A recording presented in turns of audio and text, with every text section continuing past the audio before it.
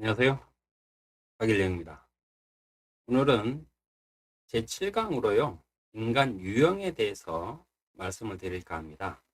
우리 요즘에 이제 서서히 뇌과학이니 심리 상담 이런 게 옛날에는 정신과로 받아들였는데 요즘에는 그냥 우리 일상에서 자기 내면 관리로 받아들이는 시대가 됐죠. 그래서 그러다 보니까 요즘에 그 성격 분석이니 유형 분석이니 이런 것들 많이 활용들을 하고 있는데 이 이 인간의 유형을 분석하는 학문을 어떻게 받아들이고 어떻게 우리가 다룰 것인지에 대해서 오늘은 함께 고민을 나눠볼까 합니다.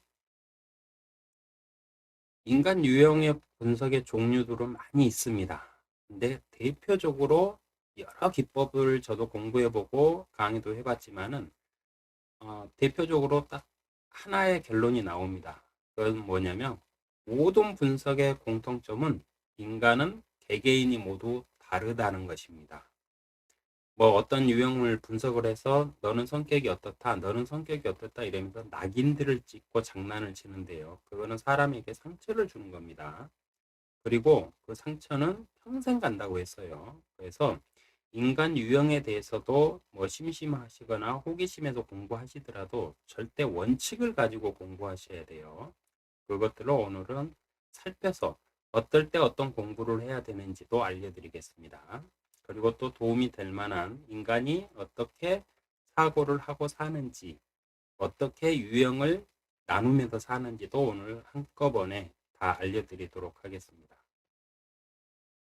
첫 번째는요, 우리가 의학계나 이런 쪽에서 전 세계적으로 통용되고 있는 분석 기법들 중에 대표적으로 이 네 가지를 말씀을 드릴 건데요. 이거는 뭐냐면 검증이 됐다는 뜻입니다.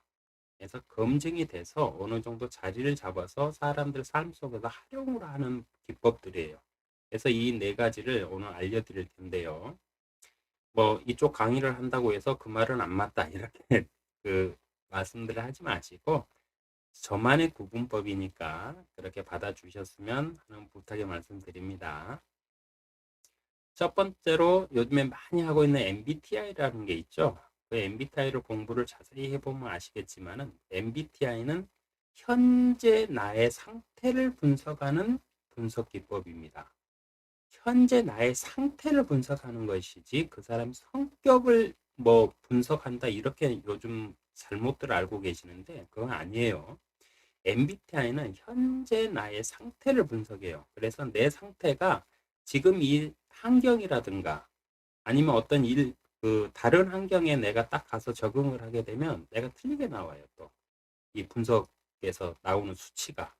그렇기 때문에 MBTI는 반드시 알아둬야 될 것이 그 사람 성격을 분석하는 게 아니고 그 사람의 현재 상태를 분석한다. 이렇게 받아들이셔야 돼요. 그리고 환경에 많이 영향을 받는 게 MBTI입니다. 그래서 환경이 바뀌면 다른 결과가 무조건 나오게 돼 있어요. MBTI 기법으로 이렇게 보시면.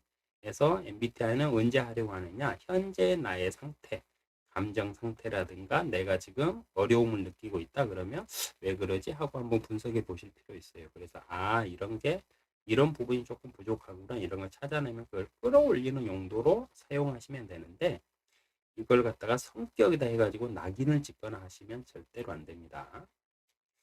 그 다음 TA라는 게 있습니다. 교류 분석이라고 하는데요. 이거는 저희 기업체 연수교육이라 이런 데서 많이 하는 교육입니다. 이거는 뭐냐면은 직책에 따른 사람과 사람의 교류를 분석하는 기법이에요. 그래서 이거는 내가 어느 직책에서 리더다 그러면 그 리더로서 어떤 유형으로 어떤 스타일로 이렇게 이 사람들 조직을 이끌어 갈 것이냐, 우리 조직에 어떤 성향의 사람이 많이 있느냐, 그러면 그들과 나는 어떻게 리더로서 교류를 해야 되느냐, 이 기법이에요. 그래서 이 기법도 계속 변합니다. 왜냐하면 내가 직급이 바뀌고 내가 직책이 바뀌잖아요. 그리고 어느 회사 대표로 있다가 내가 그만두고 가서 농사 짓고 있어요. 그럼 똑같은 결과가 안 나오겠죠. 그렇듯이 TA 또한 바뀝니다. 근데 조직 생활을 한다면 TA는 반드시 한번 공부해 보실 필요 있어요. 왜냐하면 저 사람 리더가, 우리의 리더가, 이런 유형의 스타일이구나. 그러면 빨리 알면 이 리더와 내가 어떻게 교류를 해야 되는지 그 방법들도 다 TA에는 다 체계가 잡혀 있거든요. 그래서 그 방법들로 내가 그 사람하고 교류를 하면 문제가 안 생겨요. 근데 그걸 분석하고 그걸 인지하지 못하고 내 스타일대로 그 사람하고 이렇게 교류를 하다 보면 계속 부딪히게 됩니다. 그래서 이거를 체계화 시켜가지고 질서를 잡아주고 이런 식으로 어떻게 하면 좋은 방향으로 갈 수 있는지를 충분히 공부할 수 있는 게 TA예요. 그러나 이 또한 내가 환경이 변하고 내 직책이 변하면 이 또한 다른 결과가 나오기 때문에 변한다는 사실을 꼭 기억하세요. 디스크라는 게 있습니다. 디스크는 행동 유형을 분석하는 기법입니다. 앞서서 MBTI는 지금 내가 속해 있는 환경, 내가 지금 이 환경 속의 나를 분석한다면 TA는 내가 맡고 있는 직책에 따라서 내가 어떤 상태인지 이런 것들을 분석해 낼 수 있다면은 디스크는 그냥 사람이 무의식적으로 막 하는 행동들 많죠. 이거를 갖다가 네 가지의 가장 큰 툴로 분석을 해 놓은 기법이에요. 사람은 어떻게 딱 네 가지로 분석하겠어요? 말도 안 되죠. 뭐 TA는 5가지고 이러는데 MBTI는 숫자가 또 더 많죠. 그래서 MBTI가 막 최고라고 이러는데 그건 아니고요. 디스크는 왜 이렇게 체계를 잡아놨냐면은 서비스업에서 활용하기 위해서 체계를 잡으셨다고 보시면 돼요. 내가 접점에 있는 사람이고 고객이 딱 왔을 때 뭔가 물건을 팔거나 어떤 뭐 서비스를 제공해야 돼요. 근데 그 사람이 어떤 사람인지 그래도 가장 기본적으로 네 가지 툴은 알고 있어야만 돼요. D형은 와일드형이에요. 와일드. 그래가지고 딱 가면은 뭔가 자신 있고 목소리 크고 자기가 막 주인인 것처럼 자기가 막 뭐라도 된 것처럼 행동하는 사람들이 있어요. 그럼 이렇게 행동하는 사람한테는 어떻게 가서 응대를 할 것이냐예요. 그리고 I형 같은 거는 막 즐거움을 추구하는 사람들이에요. 그러면 이 사람이 막 즐겁자고 뭐 쇼핑하러 왔는데 거기 가가지고 뭐 가격 따지고 뭐 하면 다 찬물 끼얹으면 안 되잖아요. 그 사람이 더 즐거워하게끔 거기에 맞춰서 응대를 하는 기법이에요.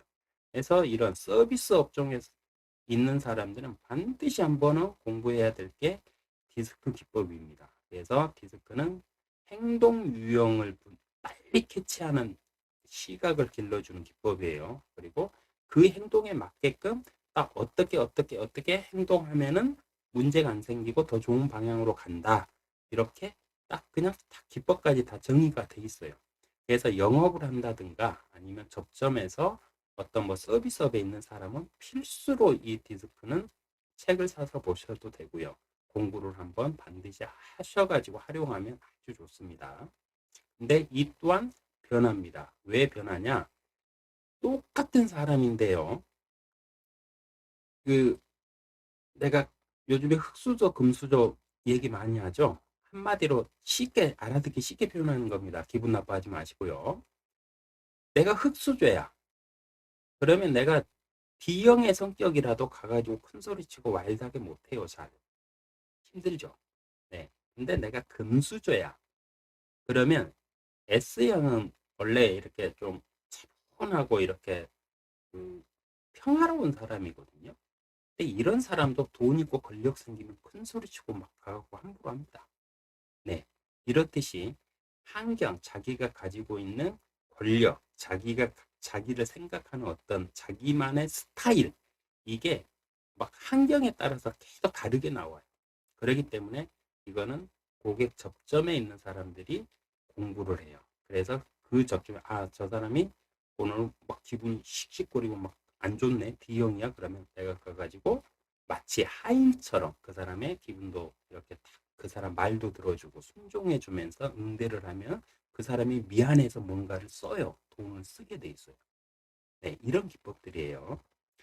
자, 우리가 말하는 궁금해하는 성격 분석은 애니어그램이 합니다. 그래서 애니어그램은요, MBTI는 그 사람의 전체적인 환경 속에 그 사람을 분석하고요. PA는 그 사람이 어떤 역할을 하는 역할에 따른 그 사람의 상태를 분석하고요.